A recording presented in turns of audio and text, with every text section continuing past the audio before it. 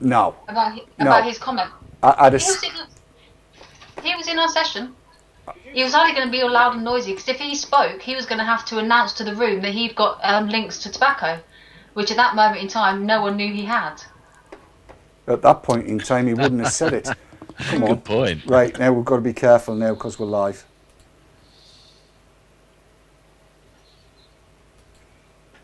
Everybody shuts up. Yeah. Sorry about that. Trying to think of something appropriate to say. Oh, it's okay. It's all... should all be streaming, I think. Yeah, got your SVP. Goodly Goodingtons. I'll just check the YouTube streams, as one does. He was only going to be all loud and noisy because if he spoke... Got you. He's all work. He's nice, he's good, we like. Thank you very please. Another big thank you to you, Sarah, for last night, my dear. Has she frozen? No, she blinked. Speak. Is it okay? Yeah, that's fine. Okay. We don't have to be quiet. Hang on. I'm just seeing if it's working. Yeah, it's working. Scary. Well, I said my pleasure. Did you hear me say that? I didn't know. Oh. Well, it must have frozen then. There. Well, there you go. I wondered. Yes. I'd never walked that quick in a long time. Yeah, it was a bit of a pace, wasn't it? All good.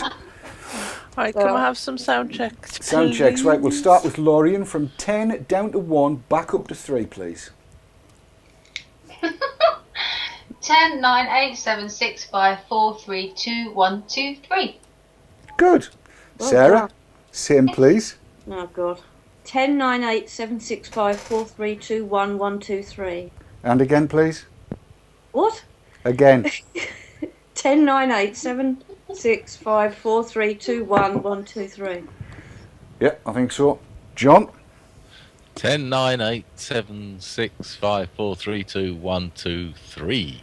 Nice. Testing. Sibilance. Sibilance for faulty towers, not farty towels. Sav, your go. What's Barty's house? Pardon? It's flowery twats once. Flowery twats as well, yeah. Yeah, farty towels, flowery twats. All of those. Did you say 3, Sav? I did, I said 3. Did you say the rest of them? I did, I just missed them. Yeah. I'm sorry, but you did that awfully quick. Yeah. Can I say? Fast internet? It's not that bloody fast. 10, 9, 8, 7, 6, 5, 4, 3, 2, 1, 2, 3, 2, 2, 3. There we are. That should sort it all out. I was watching the meters. They all look to be much of a muchness. Yeah, just waiting for feedback from Kat.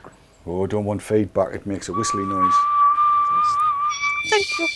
Thanks, John. That was B flat. I could sharpen it. Where's my note? Give me a note. Far. No, forget it. Dave, can you speak again? Because you may be a bit loud. Might I? Yeah. 10, 9, 8, 7, 6, 5, 4, 3, 2, 1. Right, just wait for feedback again.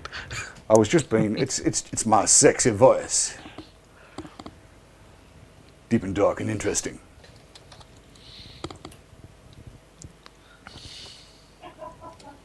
Somebody laughed. Not me. Who laughed? That was Matthew. 5 minutes. It was That was 5. my other half. Your other half. Yes, Kat Yeah. says you've got to talk normally because you deaf know when you're loud. Yeah, but what about the show? Talk normally on the show because you deaf know when you're loud. Oh, right, sorry. Okay, fine. Okay, Yes, everyone else is fine. good. I will spook normally. There you are. You can see, you should be able to say everybody now, Sarah. I can see Lorien, but now I can't see you. Now I can see you. You can't have it always.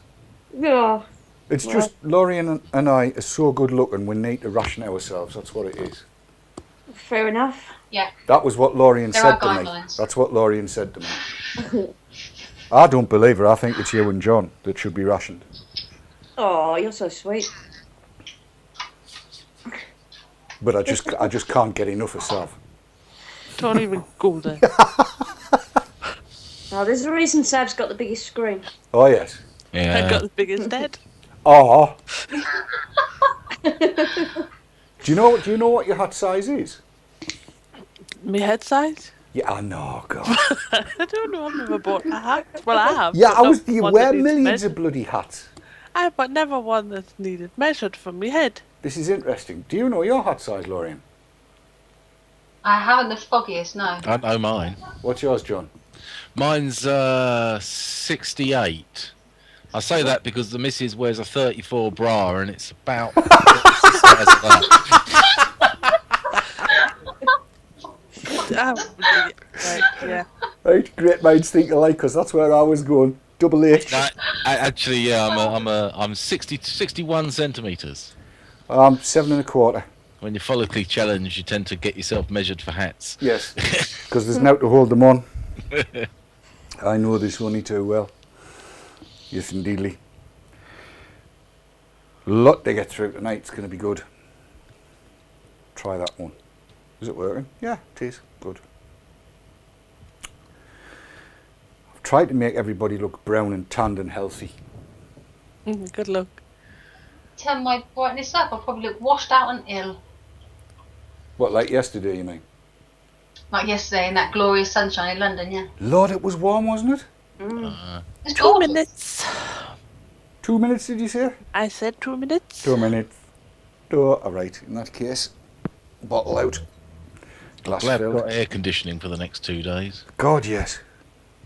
I don't like air conditioning. Well, you just take one bottle in the shower. Is that whiskey you were drinking? Yeah, straight for the bottom. Yeah, posh bird. No, it's beer. It's what all the posh birds do. Drink whiskey straight out the bottle. Apparently. I'm not swearing again, I already did that once. No, don't. How many posh birds does it take to change a light bulb? Are we right, Sav? Yeah, it's coming up to bug on time. Okie dokie. I shall bug on. That'll give us a couple of minutes just to get the hair straighteners on me hair. And it's 1 minute. Here we go. Back in a tick.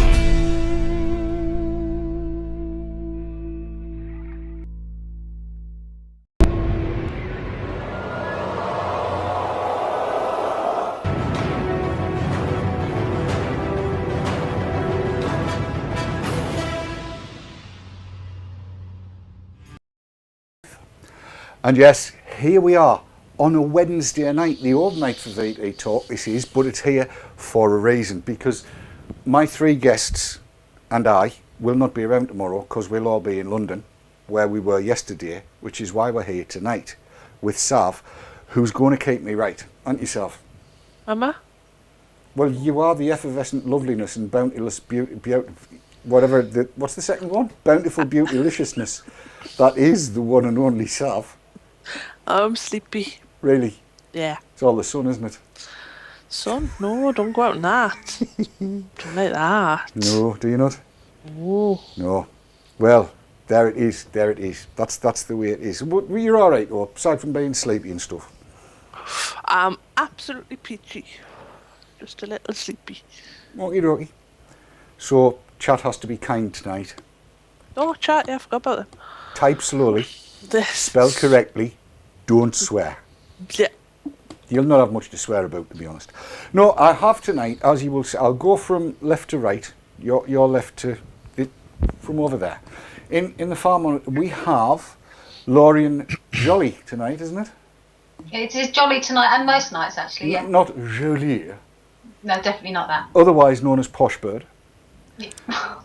In the centre monitor, we have a superstar, and I say that advisedly, in one Sara Jakes. Good evening, Sarah.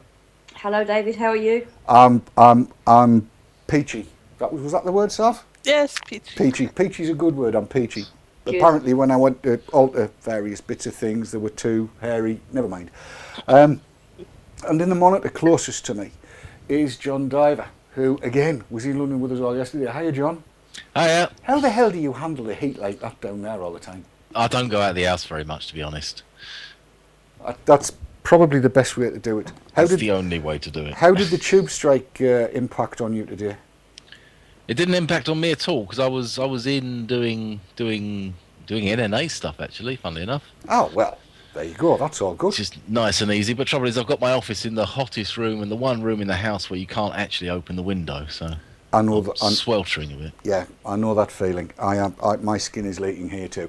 But let's get on with the show now. Tonight is very much a show of two halves. Well, two and a bit halves, isn't it, Sav? Really. Mm-hmm. For the first half of the show, we'll be joined by my three colleagues here to discuss what happened yesterday at the all-party parliamentary group on smoking and health. See? I got that right. APPG SH PQRS TUVWXYZ. In the second main half, we will be joined by Andy Sutton to talk Wales and what's been going on there. And in between the two, there's a little bit of video, and we might be talking about one or two other things that have come up today. And that will all be on VT Talk. Here's the titles.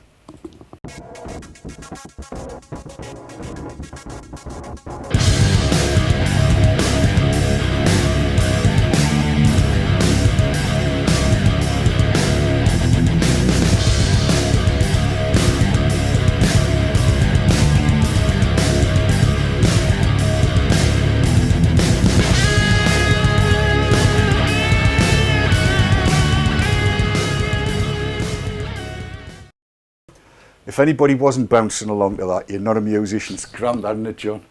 It's not exactly to my taste, but it gets me going. Yeah. Yeah, I love a little bit of that. It's a great way to get the show started. Right, let's get straight into this because there was a hell of a lot covered at the all-party parliamentary group on smoking and health, and I'm gonna ask Sarah to introduce it and kind of tell everybody how it all came to be that there was 4 vapors down there, because that in itself is quite a story.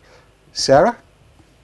Well, basically, it came out of the Ash Scotland Glasgow summit on e-cigarettes, where Hazel Cheeseman was from Ash, London, and she put my name forward to do the APPG, and it actually wasn't just smoking and health; it was pharmacy, smoking and health, and also on heart disease, I believe. So there was 3 groups involved in that.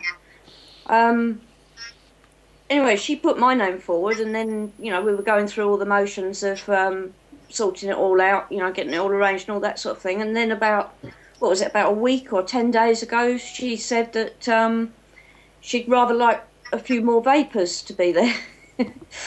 So, which I thought was great. And she said, but, you know, don't kind of overdo it. You know, we have to sort of have some sort of balance. And so we thought perhaps 4 was a good number.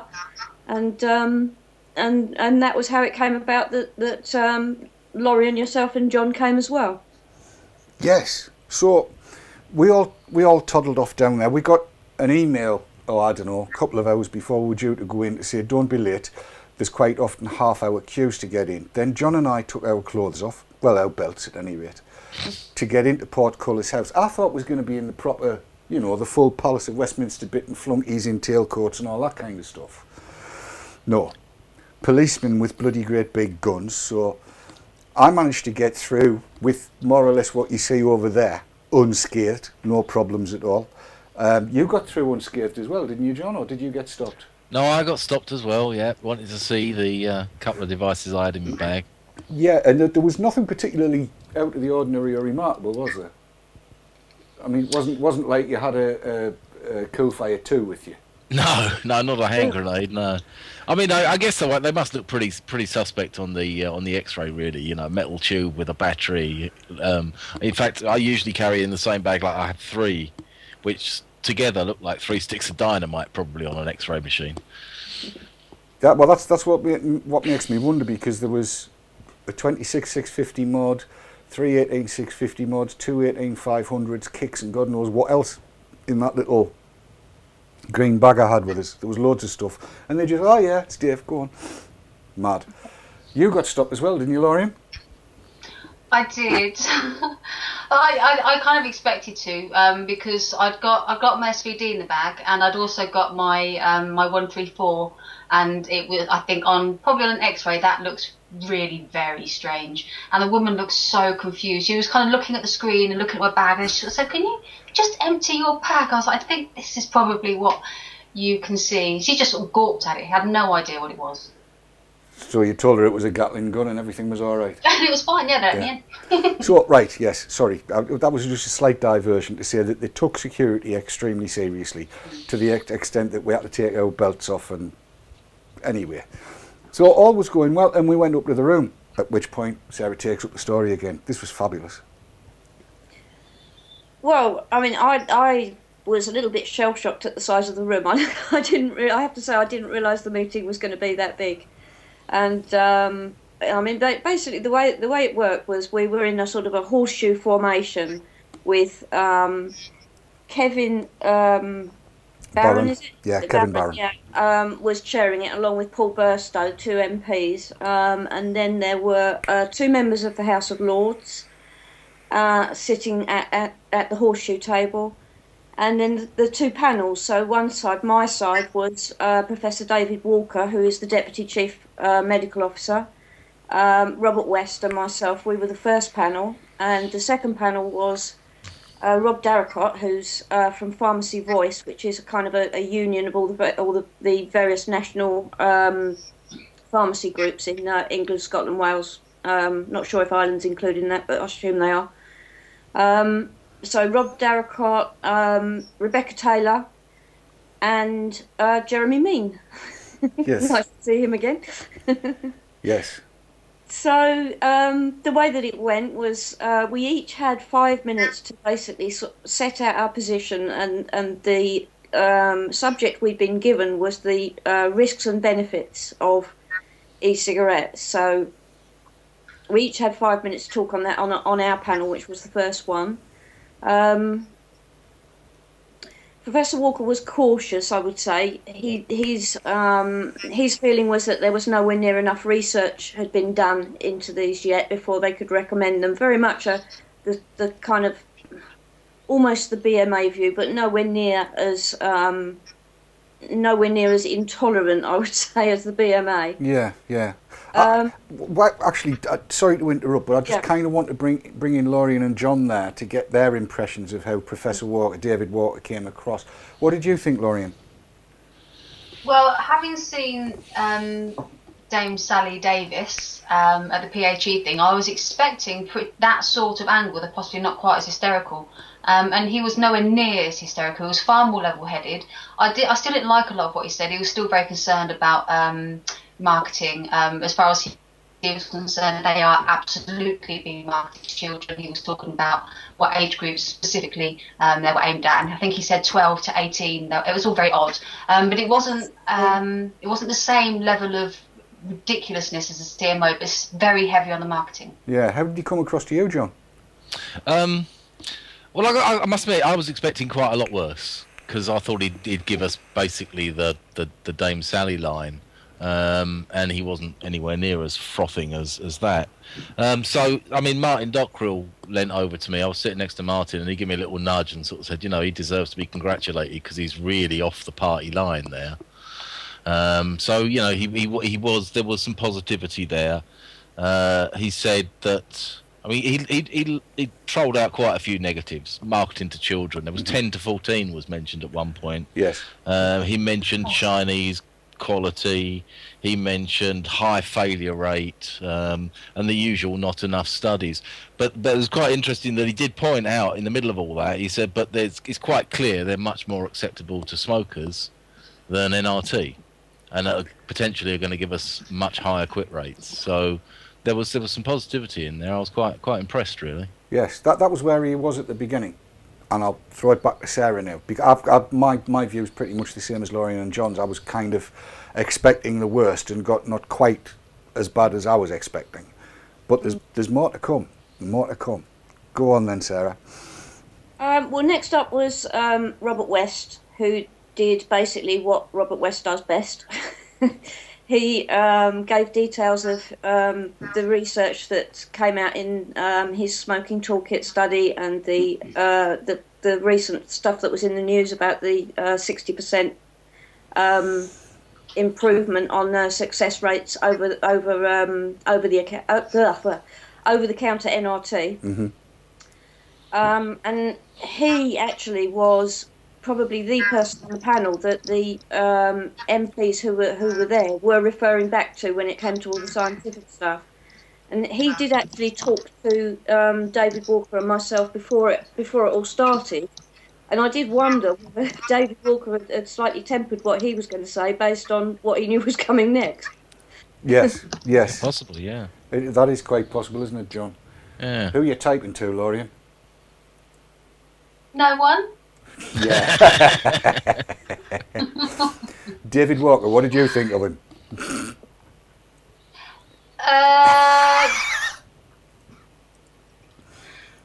Well, I think we probably already said it all. Yeah. It was not as bad as we expected. No, not as bad at all. And then Robert West, as Sarah said, where you would expect Robert to be, and he was very good, wasn't he? He kept on emphasising, I thought, John, that these things need to be out there. And he made a couple of remarks directed at Jeremy Mean later on, which I want to be reminded about, because I thought that was quite interesting. Yeah, there was one at the very end as well that was very worth coming back to. Yes, make a note so that we don't forget. And then, I'm going to spare you having to talk about yourself, Sarah. Thank you. Sarah came up. Now, I'm here to tell you, what we saw was from the heart.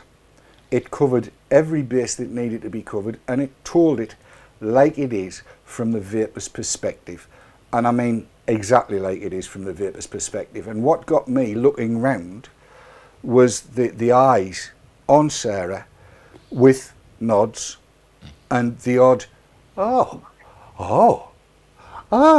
Good. Did you spy that as well, John? Yeah, there was a lot of. I mean, looking around the room, there was a lot of people nodding away, and yeah, that makes sense.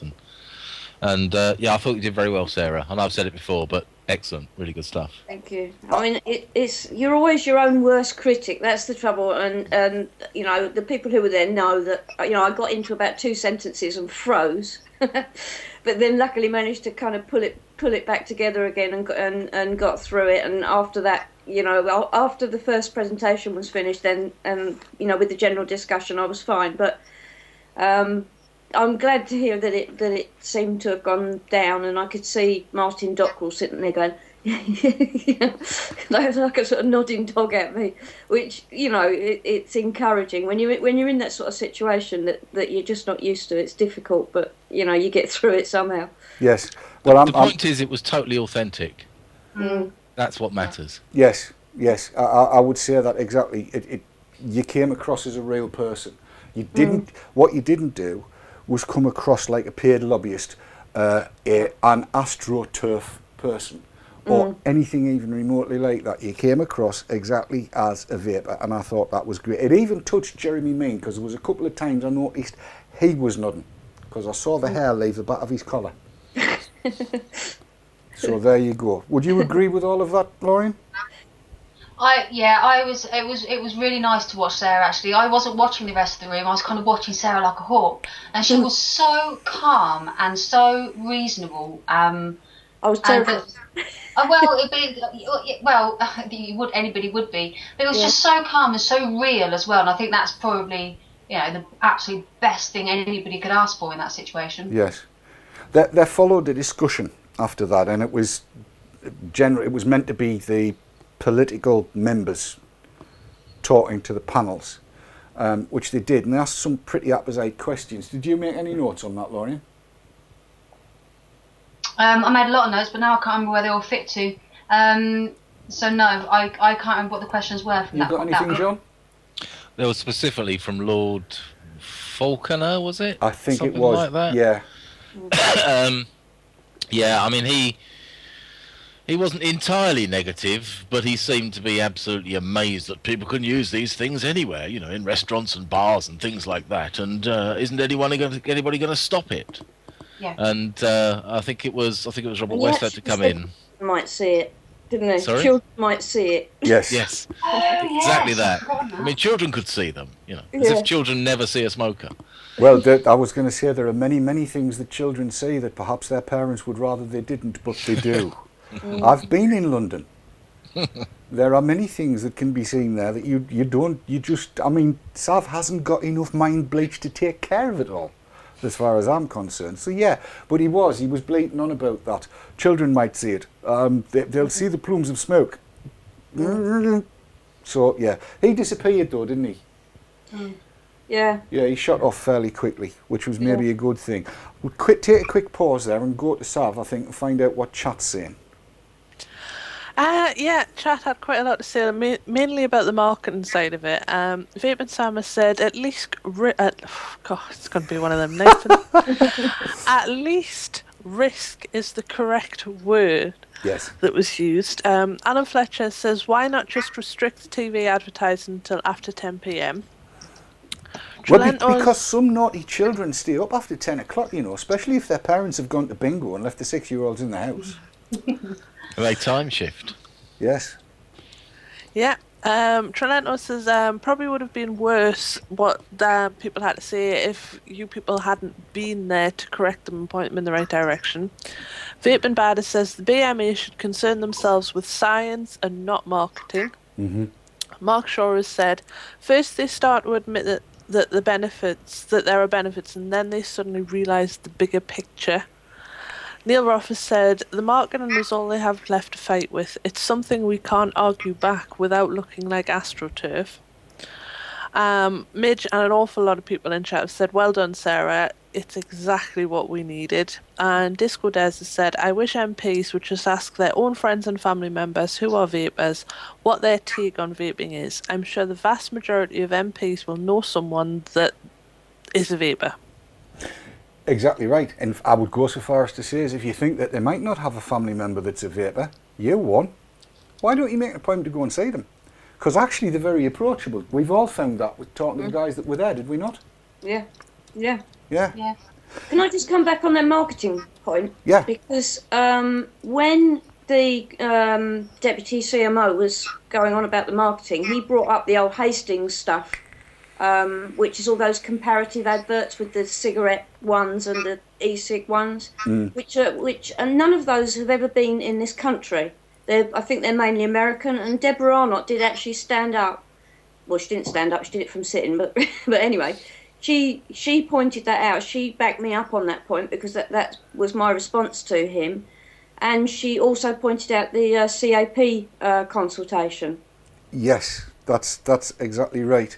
Yet again, Debs went in to fight for e-cigs, which a lot of us are not used to, I'm safe to say, I think. Yes, very strange. Yes. More on that later on, though. More on that. Well, no, sod it. She's coming on VT Talk. Deborah Arnott's going to come on VT Talk. I spoke with her yesterday after the event. Thanked her for what she did in Wales. Asked her would she come on the show. She said yes. Martin Dockrell cheered and so did Hazel. There was a round of applause. Wow. Because Deborah's going to come on VT Talk. Well done. And I think it's a good thing. I mean, I've been saying for donkey's ages, and I'm pretty sure everybody will agree with me, there should be nothing about us without us. And if we're not talking to all of these people, it will happen without us. We've got to be in there. And this, I think, is the start of where it needs to be. It started in Glasgow with Sara in Glasgow. It's moved down now to the UK Parliament. We're talking to UK NSCC, that's it, tomorrow and Friday. And we're going to be hearing from what's been happening in Wales. We're being heard. We're in it. And you can't win it if you're not in it. So we're in it, piling into it. And anybody that might have the odd word to say that we're jumping in bed with the enemy and meaning vapers as a whole, well, we're not jumping in bed with the enemy. We are indulging in negotiation. Am I right, people? Absolutely. Very much so. And to be honest, the majority of the room yesterday were not the enemy, not at all. Well, no, I would agree. I mean, somebody from one of the chemist chains, I'll call them that because I don't want to name them, came and asked me, would it be possible to find out what a better e-cig was for them to stock than what they currently had. I won't say what they currently had. And we also heard from, because there was a loud gasp, was there not, during the course of one of the plenaries, when somebody said they'd been, and he's kind of big in pharmacy, they'd been approached by somebody who sells Lucky Likes to say that they work much better than anything like this. We gasped. We might have put them right. We did gasp, and Deborah Arnott looked daggers at us for that. Just a bit. Oops, I'm sorry, but sometimes... Couldn't help it. Lorien apologised. Yes. Put it in context. Absolutely right. Let's blast on through into the second panel. Sarah, do you want to take it? Yeah. Go on, okay.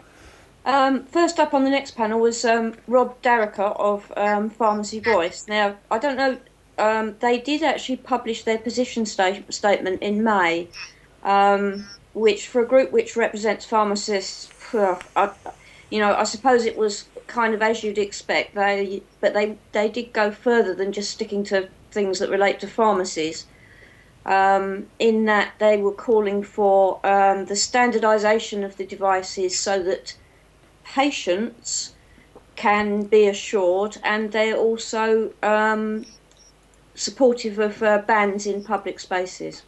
Yes, that's very true. That was argued a little later on, not to any great length, I have to say. That's something that's going to be coming up another day, I would imagine. After Rob Darricourt, it was Rebecca Taylor. Oh, sorry, can I just jump in there? Yeah, you can. There's just something else that Rob said that I noted down. He was very concerned about that the success of e-cigs don't undermine funding for stop smoking services. Oh, He yes. said in Stoke-on-Trent there was a debate about whether stop smoking services were needed at all, and he was quite horrified about that. I had a little chuckle. And it wasn't just him either, was it? There was somebody from the floor in the audience also mentioned that there was a potential here that the likes of stop smoking services might not be needed and jobs could be lost. Not in so many words, but that was very much the implication of what was said, and that's worthwhile hanging on to as well. One quick thing on that. Sorry to interrupt. Further from what John said, when he said that, he drew an example from somewhere. I think it was up north somewhere, who were seriously considering stopping funding to their SSS because of the lack of footfall. Stoke-on-Trent. Yeah. Stoke-on-Trent, that's it. Yeah, Stoke-on-Trent. Seriously considering dropping their funding for their SSS. Yes. Interesting, isn't it? Interesting. Then Rebecca was up. Again, back to Sarah. Yeah, Rebecca, basically what her remit was to lead people through what had happened with the TPD. So she explained the original intention of the council members to put in place medicinal regulation for all of the e-cigarettes, and I mean, we all know this story, obviously. And then she described the amendment that the Ald group, along with Martin Callanan, had put forward. And she very briefly kind of skated over the trilogue process and finished up by explaining that although she was in favour of the tobacco control measures within the TPD, although she'd wanted them to be stronger, she'd abstained because of Article 20. Yes. She said she couldn't support what had happened to e-cigs in the TPD, which again is fair enough. And then we came to Jeremy Mean. Go on, Sarah. Well, I mean, Jeremy, he's still on about athlete's foot cream, isn't he? You know, he is now, from what I understand, his department, he's now left the MHRA, and his new department, the name of which has completely escaped me, but it's got tobacco in the title, is, I think, going to be, if not doing it, very influential in the implementation of the TPD into UK law, and also in the regulation of products which fall under the TPD. Mm-hmm. Now, when I first heard about this, which was, a little while ago, my first concern was, well, Jeremy Mean doesn't know an e-cig from a blinking, sticking plaster, and we did get some of that. Well, look, under the medicines regulation, there's all this variety and all this sort of thing, and he continually went on about efficacy, which, of course, and I think a couple of times I had to sort of say to him, but appeal and variety is what people are looking for, God, yeah. It's difficult because I couldn't make notes. So he remembers more of it than I do. Well, we were sitting listening. John, what have you got from Jeremy? Yeah, he was doing his usual regulations can drive and drive the market rather than drag it down, all that usual old crap, to be honest. But the interesting bit was he said he went through some of the stuff with the TPD and he never once mentioned the tank size restriction. No, I noticed that. Now, this is a pattern. It's not the first time there's been an account given around Parliament. There was one actually in the House itself where they mentioned the various things but didn't mention the tank size issue. So I think there's a real lack of understanding there about what's in it, even, and certainly about what the implications are going to be once they implement. I have to admit, I really do have to admit, I wonder whether there's some kind of will amongst the legislators and the drivers of implementation to just quietly ignore the 2 mil thing in total. I'm just wondering whether that's the case. I don't know for sure, but as you say, everything that we've seen that's come out officially hasn't mentioned it, which is really quite strange. But I'll echo what was said about Mr. Mean. Have you got anything you want to add before I do, Lorien? I think really, if you go to the e-cigarette forum and look at the transcript from last year's summit, it was pretty much the same. Very little changed. And I have to say, all of the statements that have come out regards to the TPD and Article 20 since then have been very, very thin on details. And I have to say, from a suspicious point of view, I think it's deliberate so that they can say, it's not very much, don't worry, it's just a little bit of tightening of regulations. Because if all the details came out, people would go, hang on, this isn't a little bit of regulation, this is going to choke e-cigs. So I'm afraid I'm leaning towards withholding the details, because then it looks far more simpler and less destructive than it actually is. Yeah, you might be right, and I think we're in a position where we can talk to these people and we may be able to get the right information across, or at least find out whether it's being quietly backpedaled. It kind of went into a plenary after that. Sorry, John, you got something? Sorry, there was just one other thing that he said that I thought was really notable, and that was that at the end of Sarah's piece, she'd mentioned the WHO. I'm pretty sure it was Sarah. It might have been someone else that mentioned the WHO. No, it was Sarah, yeah. And whether or not e-cigs get treated as tobacco products. And Jeremy Mean clearly said, absolutely not. There is no way. They are definitely not tobacco products. Yeah. Well, they couldn't be tobacco products if he wants to make them meds, could they? I guess that's probably why he needs to leave that door open. But then, does NRT's... I mean, NRT wouldn't come under that either, would it? Once it's licensed, it's not a tobacco product. The World Health Organization seems to think if it's licensed as a medicine, it doesn't come from tobacco, Obviously, NRT only comes from aubergines and tomatoes and potato peelings. So it's the ones that are under the TPD that are at risk of getting classified as tobacco products by the World Health Organization, and certainly from what Jeremy said, and he actually picked that bit out of my presentation to put in his, when he was asked to comment, he actually picked out that bit, and as John has said, yeah, he was in agreement that they should not be classified as tobacco products. Yes. But also for the dual market as well is what he talked about there being a very definite consumer market and a medicines market, and then followed it up that no, they're not tobacco. So that suggests that whatever form it takes, as far as potentially our government's concerned, the WHO is wrong. They are not to be included in the FCTC.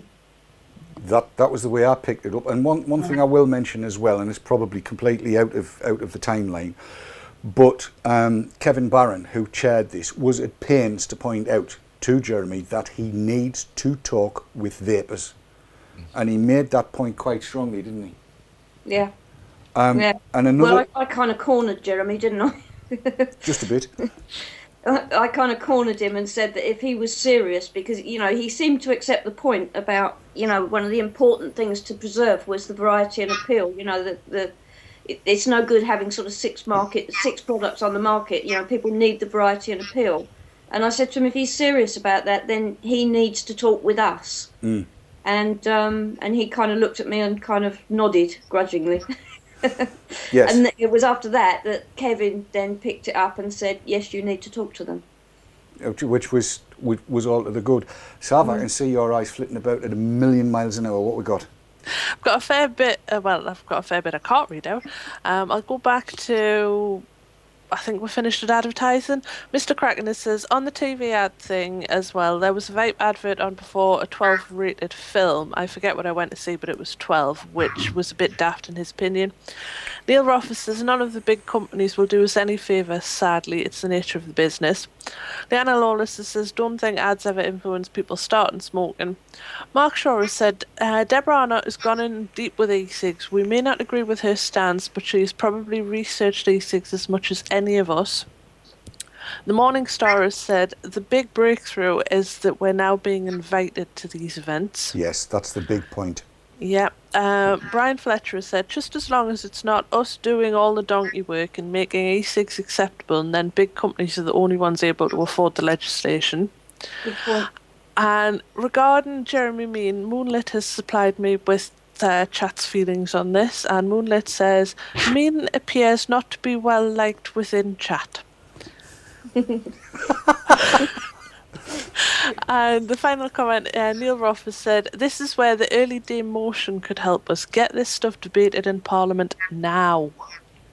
Yes, absolutely right. I took a lot of positives out of what happened yesterday, as I think we all did.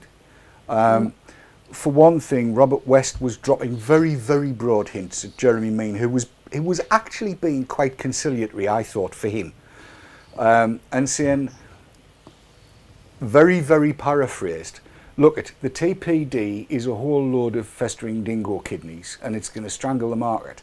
Can we not rig medicines regs so that we can actually get something decent out here? As in, can you not knock all these fees down from £5 million to 5 or 50,000 and get them through in 6 weeks instead of 6 years? Because there's stuff that's been on the block since 2009 and the bloody thing's still on the market. So that was a very, very pragmatic view. And Jeremy was sitting there going, well, it's very flexible, it's flexible. I'm very flexible. Flexibility is the name of the game. It's flexible. And I thought, yeah, say yes. Just say yes.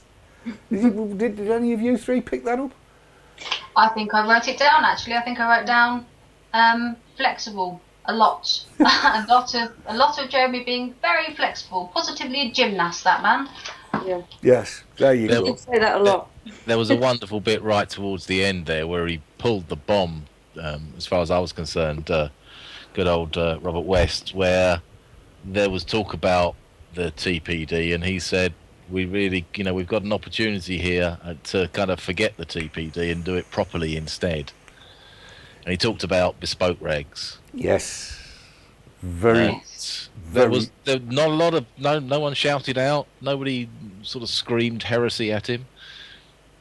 No, it all seemed to be received quite well, and in fact the audience all seemed to receive everything quite well, and all of the kind of questioning that went on was positive questioning rather than how can we protect the children, how can we wipe vapors out. It was actually, I think, overall a pretty positive day and not a bad springboard for where we need to be going.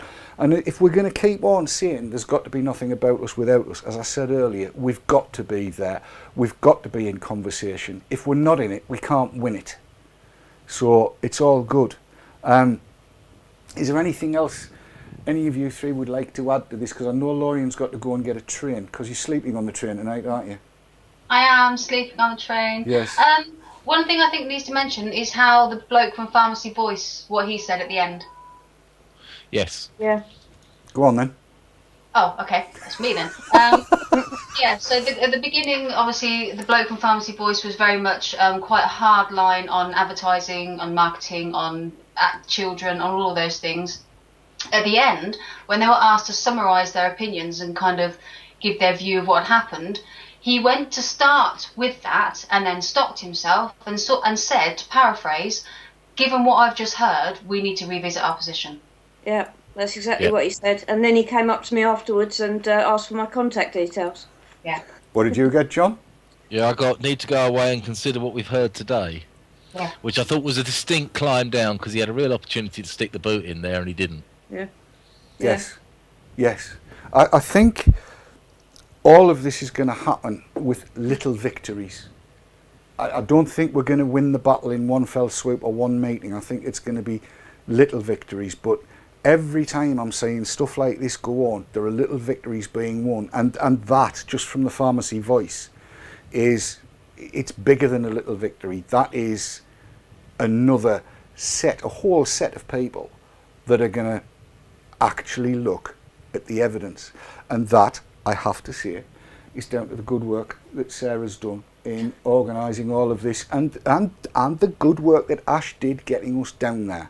Can't take that. And I'm, like I said, this isn't sleeping with the enemy. It's what they used to call networking, isn't it? Using your contacts to get where you need to be. Yeah. But in this case, it's kind of on e-cigs.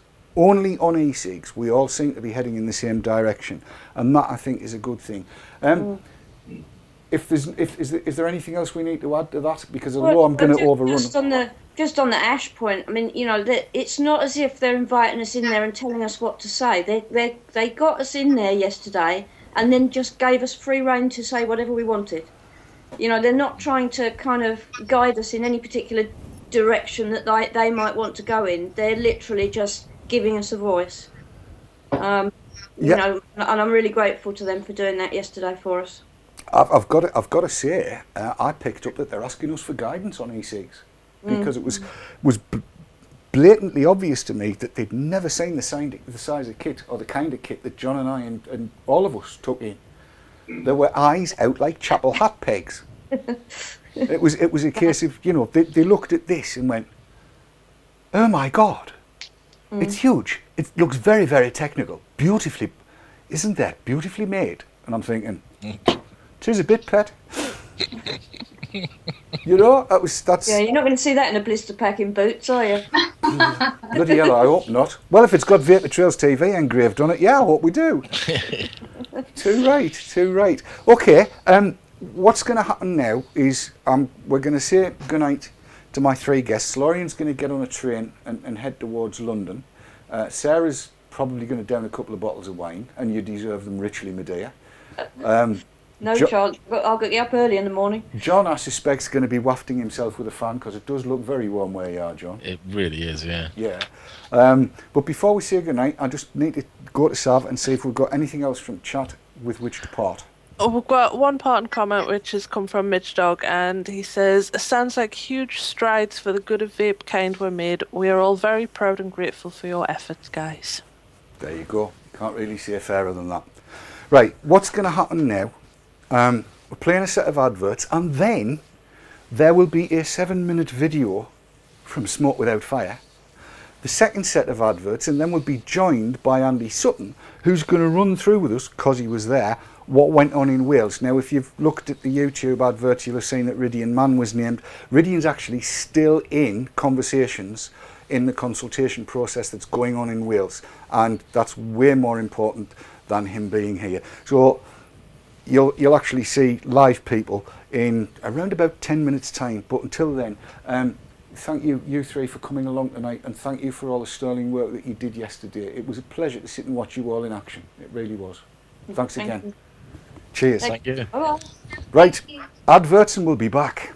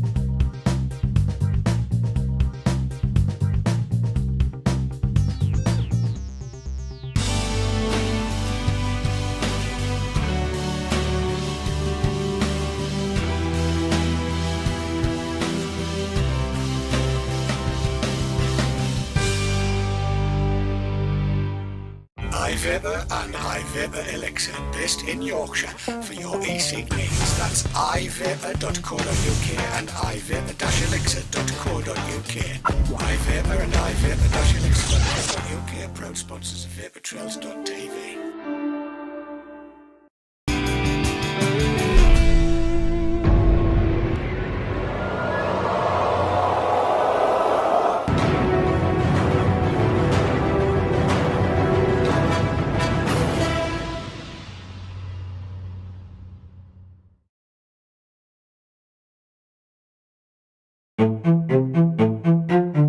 It's February 26, 2014, and it's a big day if you're a vapor in Europe.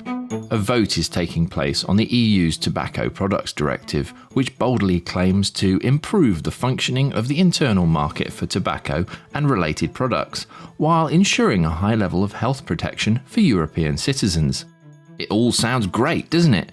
But for the millions of electronic cigarette users and only a handful of enlightened MEPs in Europe, Article 18A of the TPD clearly limits the availability and viability of electronic cigarettes. My concern with this directive is that whilst there are many good and useful measures in it to stop young people from smoking, there is one huge mistake, and that is Article 18A, which is the regulation on e-cigarettes. It will prevent many Europeans from using e-cigarettes. If Linda McAvan MEP gets her way today, limits on strength, flavour and quantity of liquid nicotine will be imposed, narrowing the market and reducing their appeal to existing smokers. More shockingly, due to the vague wording of the directive, every popular refillable electronic cigarette on the market today will be banned. Worldwide, the vaping community watch online.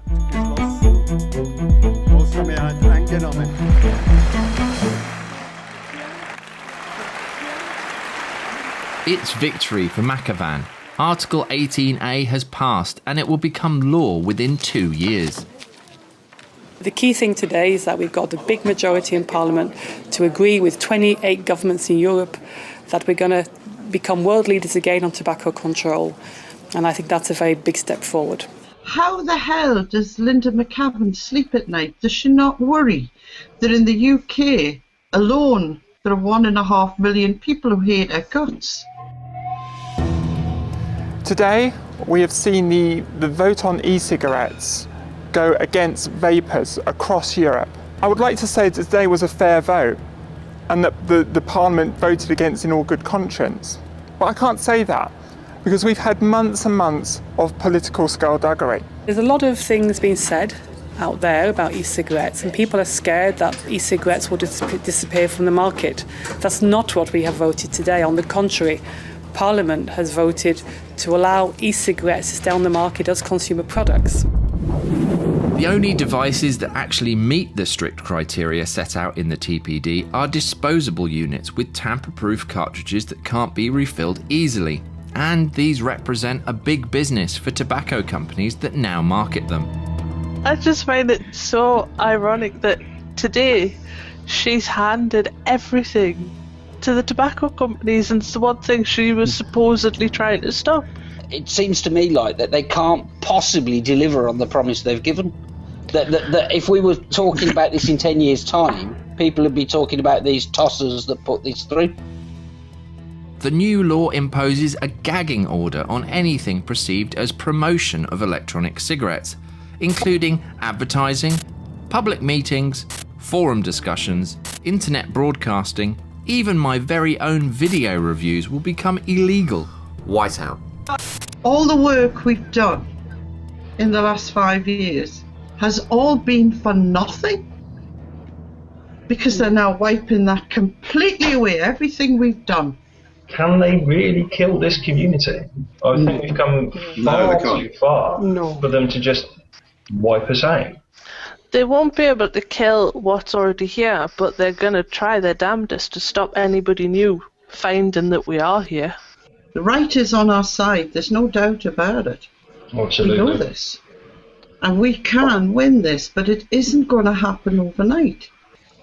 Yeah, and that's why we need to be out there with things like this, showing people what we do and letting people know what is going on. A few months later, I discover that there's more bad news for vapers.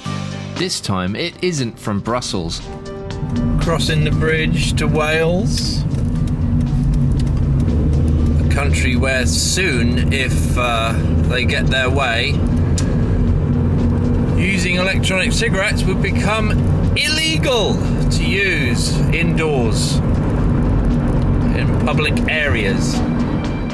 Health ministers here claim that they are responding to concerns that vaping normalises cigarette use, undermines the existing indoor smoking ban, and will create a new generation of nicotine addicts. So I'm in Cardiff to meet Siggy owner Lee Walls to find out if he considers these new proposals from Health Minister Mark Drakeford a logical next step. The recent announcement calling upon a ban of electronic cigarettes in public places took me completely by surprise. He's not forward-looking. He's draconian. If it's a draconian ideology that if something looks like something, it must be something. Therefore, we should ban it. And as a result of it looking like you're smoking, they want to ban something which would be as ridiculous as banning somebody for making a cup of coffee in the workplace because there's steam coming from a kettle. It really is a ridiculous argument. Because they work. I mean, they keep people from tobacco. Let's absolutely normalise electronic cigarettes. Let's make sure that nobody smokes a tobacco product ever again. The next logical conclusion is you have a nation of non-smokers. That's a good thing, isn't it? That's what you're looking for. Do you really want to be sending people who have quit using tobacco and are now using a safer electronic vaping device to satisfy their nicotine addiction? Do you really want to send these people to go and stand outside in the cold next to people breathing out smoke? It doesn't make any sense. It beggars belief. Why you think this would be a good idea? He needs to do his research, and he needs to look at the knock-on effect that this ban would have on families throughout Wales. He's the health minister for Wales. He's supposed to be looking after our long-term health. I'd love for him to come to one of our shops and to meet some of the people that these products have helped, and then stand and say that they should be banned or that they shouldn't be used in public places. It's wrong.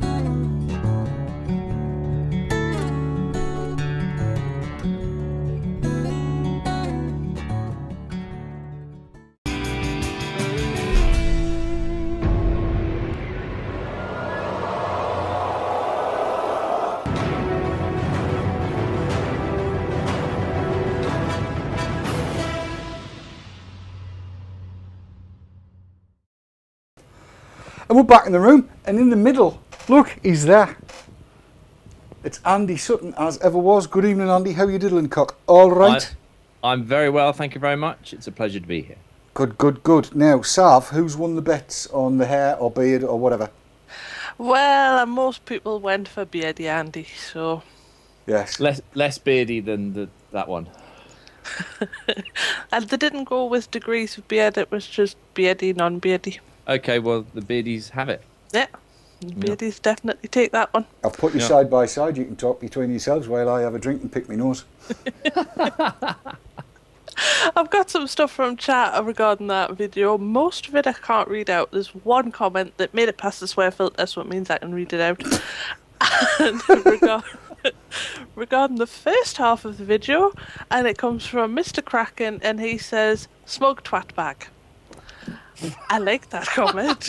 That's the lead singer with Smug Twat Bag and the Fanny Pads, isn't it? Yeah. As I've got their first album. Yeah, it was a major release. It was. On the red label, as I recall. Enough. Also from chat. It's not on CD, it's only available on a thumb drive. It flew up the charts, though. It had wings. Oh, God. Right. As I was saying, also from chat, Disco Dares has said, Drakeford equals ban brigade. In other words, not a thinker or a researcher, just a malinformed person in a position of power. Mm-hmm. Matt Didus has said, whenever a politician uses the word progressive, you know they're talking out their backsides. Yes. Reptile Keeper says, won't someone please think of Big Pharma profits? I mean the children. And the overwhelming, is that a word? Yes. Overwhelming. Overwhelming. It is. It's definitely a word. Make it up. It's a real word. It is. The overwhelming feeling from chat is Mr. Sutton, once again, you the man. And that came from the Furious Fury. That's very kind. Thank you very much. There you go. There you go, you see. There you go. So you were in Welsh Wales today, were you not, Mr. Sutton? I was, and it was very Welsh and very Wales. What was going on then? There was a EFVI meet outside the... what's the name of the building? Senedd? Yes, that's it. And yes, we loads of people standing outside. Well, 13 people, approximately. And we met with two politicians, Kirsty Williams and Darren Miller. Okay. So Kirsty is Lib Dem Assembly member for the Lib Dems, and she's Lib Dem leader in Wales. And Darren, he's Conservative, and both spared me some time and chatted with the folks outside. So remind everybody what the aim of what happened today, what the AFVI made up, what was the intention of that, what was meant to be happening, what was going on, what were they trying to achieve, because there's consultation meetings going on all the time. That's where Rhydian is now, of course. Yes, it was basically to put faces to the disagreement of the proposed indoor vaping ban in Wales. Yes, and if I've been picking up what Ash Wales has been tweeting, there was the potential, at any rate, for e-cigs to be included within the smoke-free legislation. In other words, as ordinary tabs, if you like. And then also they've been tweeting asking where people would like to see being smoke-free outdoors as well. So it could be even worse. Yes. Than people think if Drakeford's allowed his own way. So I'm going to ask you, what kind of a feel did you get from the vapors that were there? Any quotable quotes and usable stuff that's not going to spoil a video coming very soon? Well, the video you're going to play in a bit is just, I mean, obviously it was this afternoon. So it's just a smattering of the great stuff that I got from everybody that was there, and that includes the politicians Kirsty and Darren as well. They gave me some great stuff, and I just skimmed through it to provide you with a short taster of it today. But there is lots of great stuff from the vapors. obviously, for obvious reasons, not happy with the proposals. And from the politicians, Kirsty and Darren, I would say that Mr. Drakeford probably is. I get the feeling that he's standing in this argument on his own. Well, that's good to hear. Yes, they were very vocal about the fact that they didn't think it was a good idea. That's even better. Now, just to kind of segue almost from what we were doing in the first half of the show and talking about nothing about us without us and our voices being heard. Am I right in thinking that you've been approached by, is it BBC or ITV for footage from stuff that we did earlier on in the year for in Nottingham, I think it is, isn't it? Yes. There's an email that I only read this afternoon. Apologies, but yes, there's requests for shots of people vaping and the Nottingham stuff as well. So, our voices are being heard all over the place. Absolutely, and there was an ITV crew there today in Wales on the steps, and they vox popped everybody who wanted to be vox popped, and yes, there was a clear message coming from us. And it was a very, very positive experience. And I got to say, Rhydian did a great job organising it all. He had a high-vis jacket on himself, and I felt very safe. And it was great. It was great. I got everything that I needed to illustrate that as a vapor, talking as a vapor now, that this doesn't make any sense.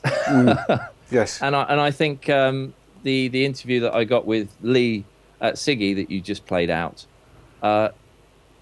illustrates that as well. Its foundations are flawed, and if you look at them and if you apply common sense and logic to what they are proposing, it's utterly ridiculous. And on that, talking about utterly ridiculous, I have asked Professor Drakeford for an interview, and I'm still trying. With limited success by the sounds of things. Well, I did have a small lead today, so as you say, it is good to network, as you said in the first half, and getting out there and talking to people, and it can build bridges. And as you say, there are no enemies. There are just people who can be useful to get you where you need to be. Exactly right. And building bridges is something that we may well need to be doing. And absolutely. But it's all good stuff. It's all working out well. Another thing as well, and you mentioned as well that you'll be surprised if you go along and talk to your MEP or equivalent, that they will have personal stories of vaping. And Darren actually did, Darren Miller. So the lovely thing was that after they did the interview with me, they had a little amount of time today because they had a packed schedule. So they gave me 5 minutes, and then they had a chat with the guys outside the building, and that's where that came out. So I'm going to approach Darren again and try and get some more time with him when he's a little bit more available. And I'm going to try and extract that from him. But that's, as you said, just ask the question and see what they say. Yeah, absolutely. I think that's probably a good point to play the video in, isn't it, really? Why not? Yes. Anything from chat before we do so? Yeah, well, a couple of things. Mr. Kraken has said, Kirsty Williams was great today, came out and had a good old chat to us. She didn't politic it up at all and kept it good and honest, and Drakeford was busy. Yeah. Vaping Bad has said, so if I was in hospital for lung cancer in Wales in a couple of years' time, I'd have to get out of bed, go to the lift, out of the main hospital entrance, walk down the road to find a cave where I had to have my nick. And Neil Rothfuss just said, apparently Lorien asked Ash Wales and e-cigs are not included in their smoke-free campaign. Well, that's good to know. That's good to know, because that was what Drakeford was proposing, that they be treated exactly as cigarettes within their smoke-free campaign. So if Ash Wales is aware of that, I kind of think they might be arguing against it. Well, I know they will be. Yeah, no, absolutely. That's what I got. I mean, there's a big feeling that Wales doesn't want to be seen as the odd ones out, really. Well, that's all good stuff. Now, I've watched the video that we're about to play out, even though Andy did it at like the last minute to 9 sort of style. And I just said, can you give us 3 minutes of what went on today, mate? Yeah. So I was going to say it's not up to his usual standard, but it is. No. It's just a quick sort of taste of the day. Well, it's better than my usual standard, let's put it that way. But I want you to listen to what Kirsty says. I have the feeling she's been watching the show. I think she's a fan. But doesn't like to use my language. Listen to the last thing she says. We'll play it in now. It's fabulous, isn't it?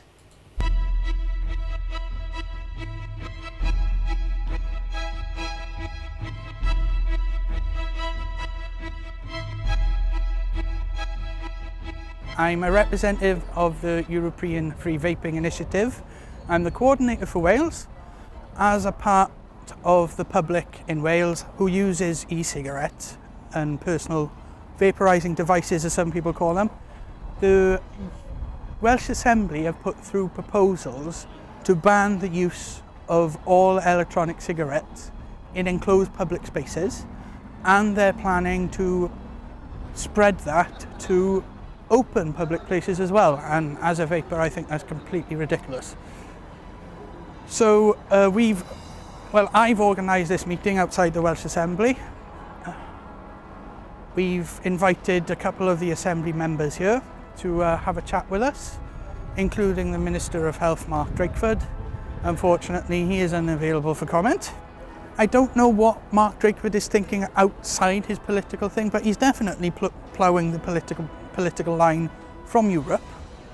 He's ploughing the political line from the CMO of the UK. But everyone else in the Welsh Assembly, like the Welsh Lib Dems and the Welsh Conservatives, and even Plaid Cymru, have gone, you're talking rubbish, Mark. When I came here today, it was about the vaping. It was because Wales are thinking about banning vaping in enclosed public spaces, and I thought that was bad enough. But now I know it's about more than just the vaping. You can't ban things unless you can show that they're bad, and they failed to do that. Well, he can't be any kind of an intellectual as far as I'm concerned, because an intellectual would have looked at the evidence and said there isn't any evidence to do this. So I can only assume that it's some sort of ideology that he's got, or that he has some people behind him pushing him to make him do that. I can't tell, but it seems so unreasonable to me that anybody would want to do it, that it's difficult to get behind the guy's mind. E-cigs save lives! E-cigs save lives! E-cigs save lives!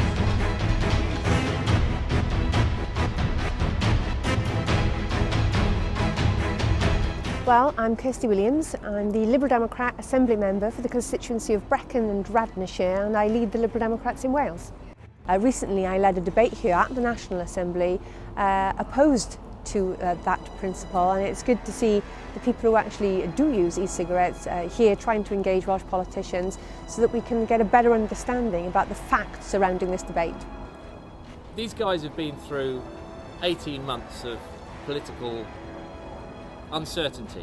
What would your message to vapers be going forward? Keep on campaigning. Sometimes governments use the tactic of wearing people down until their capacity and their resilience to keep campaigning is lessened. Keep on campaigning and keep using the evidence, because it's clear to me, as things currently stand, the evidence is all on the side on not banning e-cigarettes, and there is no evidence that the people who want to introduce the ban have got. So keep using the facts and the evidence to prove your point and to keep going. Don't let governments wear you down. Darren Miller, Welsh Conservative Shadow Health Minister in Wales, and we're here in the National Assembly building. I think it's really important that anyone who's vaping gets in touch with their local elected representatives to let them know how they feel. And in particular, if they're a person who's been able to quit smoking or significantly reduce the number of cigarettes that they're smoking, because of the fact that they're able to access e-cigs, I think that that's something which they ought to make sure that their local politicians are aware about. At the end of the day, Politicians like me, we're swayed by evidence, we're swayed by the voices of our constituents. And when the evidence points in one direction, when our constituents are pointing in one direction, it helps us to make sensible laws. And the laws which are being proposed, the suggestions which are being brought forward in Wales at the moment, simply aren't the sort of thing that I want to see. They're not the things that my constituents want to see. And I just think that the Labour government have got them wrong.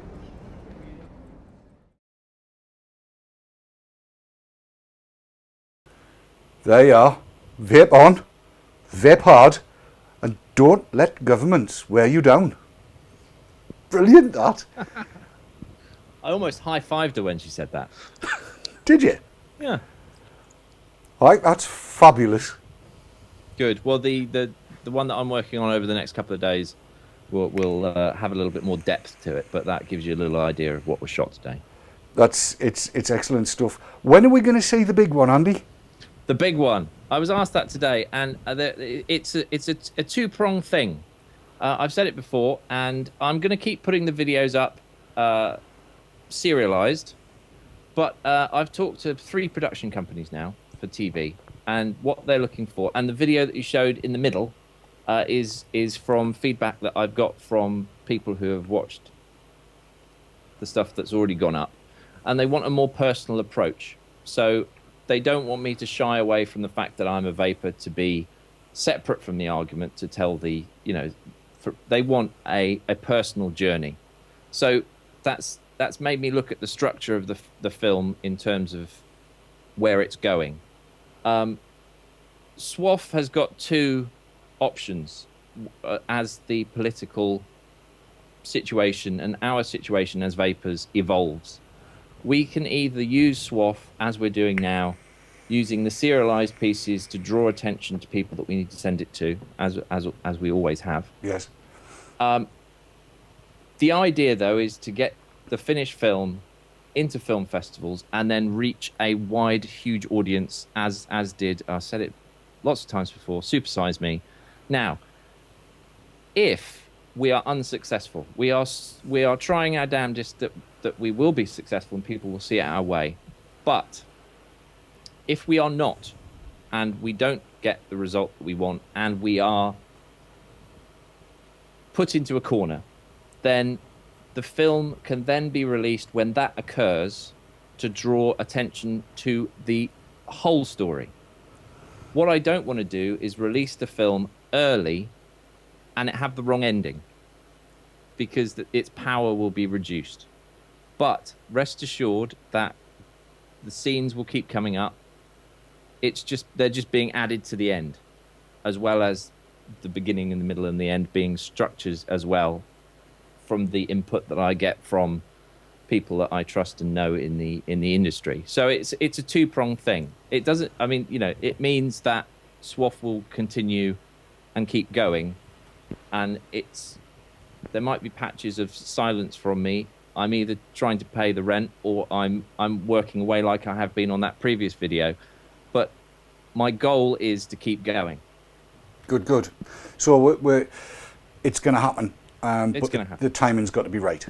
The timing has got to be right, and the tone of it has to be right for where we end up. Indeed. Let's come back to Wales, as we do, and various other bits of things that are going on. What we are seeing this week is a week of action, actually. Today in Wales, tomorrow and Friday at the UK NSCC, and there's more coming up in September. On September the 2nd, Save e-cigs has got another event happening in Parliament. I haven't got all of the details of that yet, but one of the Save e-cigs guys called me yesterday while I was down in London and said, "Are you available?" I said, "I'll just be back in the country," but yes, will be, and the rest of the team, and it's kind of pulling everybody together to do all of this. There may be a live broadcast of that going on from us. I don't know. We'll have to see. That's going on, and there's all kinds of. I'm heartened. Now, this is not from chat. This is from you, Sav. Are you heartened?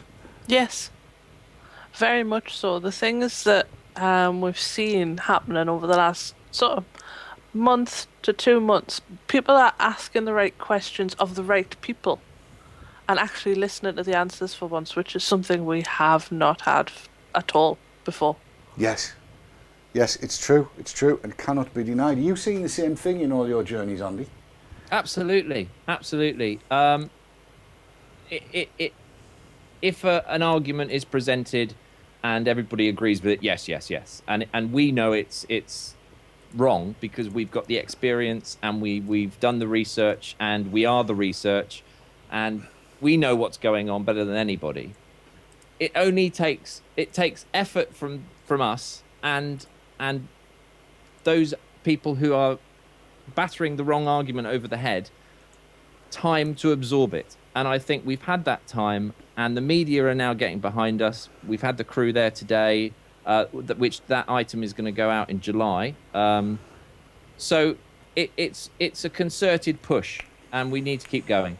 Yes, indeed. I had been intending to play out the S4C thing that was on last night and was subtitled, but unfortunately I haven't been able to get permission to do it. And because of the way we broadcast, if copyrightable stuff goes out, and it's not just music, it's all of the broadcasters other than the BBC watermark their content. Not that you can see, it's not like a visible watermark, but there's a digital watermark on there, and YouTube just picks that up and they'd cut the stream just like that. And more people are watching us on YouTube, so we didn't want to chance it without we had permission, because once we got permission we could have told YouTube and they would have gone, right, that's fine, because S4C would have done that. But we haven't been able to get permission to play it, otherwise that would have been out tonight. But apparently that also showed Drakeford to be, I'm going to use the phrase monumental tit. Is that fair? That's a good one. That's also a good name for a punk band. Monumental tit. Yeah. Yeah. Actually, I wouldn't disagree with that. I mean, well, Simon Chapman has a band. I'm sure Glance could play the drums in it. Yeah. You know, because according to Glance, the UK is a massive experiment. And what's worrying Glance, I think, is the experiment is going to show that he, too, is a member of the band, with Drakeford as the lead singer, Simon Chapman on lead guitar, Glance on drums, and Martin McKee playing bass, because anybody can play bass. You just put your fingers anywhere, and if it doesn't sound right, move them. Sorry to any bass players out there. I know it's difficult. I play bass as well. But that would then be, what was he called earlier on? Sav, you had it in chat. Oh, my favourite one from Mr. Kraken. Yes. Smug Twat Bag. Smug Twat Bag and the Monumental Tits. I'd buy that T-shirt, that's for sure. My God, yes. If anybody's got T-shirt printing facilities, Smug Twat Bag and the Monumental Tits, we'll all wear that one. Yeah, they could be on the soundtrack for the movie as well. Absolutely. Doing that song that was very, very popular, that was brought up by, what the hell was he called? Ivor Biggin. If you remember that one in the 70s. I don't, I'm afraid. Are you too young? That's before my time. It rhymed with I'm a banker. Oh, I love that song. So Smug Twat Bag and the Monumental Tits could do that, and they wouldn't be lying then, would they? Right, we better chuck it across to chat, because I'm going to try and close this down very shortly. Right, I had one final word from chat, which I'd been saving for ages, and then someone else put another one in. So now I've got two final words from chat. The first one came from Dream Vapor, and they said, the mountain is being moved one boulder at a time. And then Mark Shaw has said, the ball is rolling, and I personally think it's unstoppable. I've said before, I think the UK are going to go rogue on e-cigs. There you go. I think you're not wrong. I am heartened. I have not been quite so heartened for quite some time. I am seeing, as has just been said, everything moving in the right direction. I am cautiously optimistic for our future. I'm a bit thrilled. I really am. It's going to be a busy few weeks over the next few weeks. I'm flitting about like a blue-ass fly here, there and everywhere. But I've got to say, I think I can probably speak for everybody on the team and everybody that's been on the show tonight when I say that we draw strength from everybody out there. it's marvellous. It really, really is marvellous. The amount of strength that there is in this community of ours, and the fact that, you know, at the end of the day, people of every different political persuasion, from far left to far right, when it comes down to e-cigs in our community, we all pull in the same direction. And I think that is fabulous. I really, really do. And I want to thank everybody out there just for being you, really. And that's meant, and you know it's meant, Sav. Yes. Absolutely right. I'm going to end slightly differently tonight. I've got to say thank you to Andy. I've got to say thank you to John Diver. I've got to say thank you to Sara Jakes. I've got to say thank you to Lorien Jollye, Posh Bird. I've got to say a really big thank you to Sav, because I know she was really tired. Her alarm went off at 7 o'clock and she woke up after that. I did, yeah. She's been very tired, Tim, but that's all right. And also everybody else on the VTTV team, without whom none of this could ever happen, really. And one of the biggest drivers of that's Kat. Yes. You got no idea. She's a rock. She really is. She is. I'm not mentioning Emmy. I'm not mentioning camel humps. She's had me in hysterics earlier. Let's not mention it. That was so funny. I've never heard it before. I don't want to ever hear it again. Well, you're going to. It was. I've got to share it. Am I going to get wrong? I'll give it time for it to get through, and so she can see if I'm not allowed to share it. Just enough. I mean, because that was just so funny. So you're asking if you can share Kat's camel humps? Yes. Well, it's a gentlemanly thing to do, isn't it? Absolutely right. Can you? I'm not hearing a yes, so I'm going to say no. Shaz said no, but... No, I'm a gentleman, and aside from which, she lives too close. Yes, Tune in next time. Yeah. If we could, that was just fabulous, that one. I couldn't stop giggling for about 20 minutes. Shaz responded, but I can't read out what she said. There's 2 words and the second one's off. No, there's 2 words, but the second one ain't off. Oh, God. In which case I won't share it, but use your imagination, gentle viewer. Yeah, thanks to everybody on the team. Thanks to everybody that's been on the show tonight. Thanks to everybody for watching, and until we see you the next time, vape on, vape hard, and don't let governments wear you down. Until we see you next time, stay lucky, enjoy each other. We'll see you again. Take care. Bye-bye. Bye. Say bye-bye. Bye-bye. Bye-bye. Bye.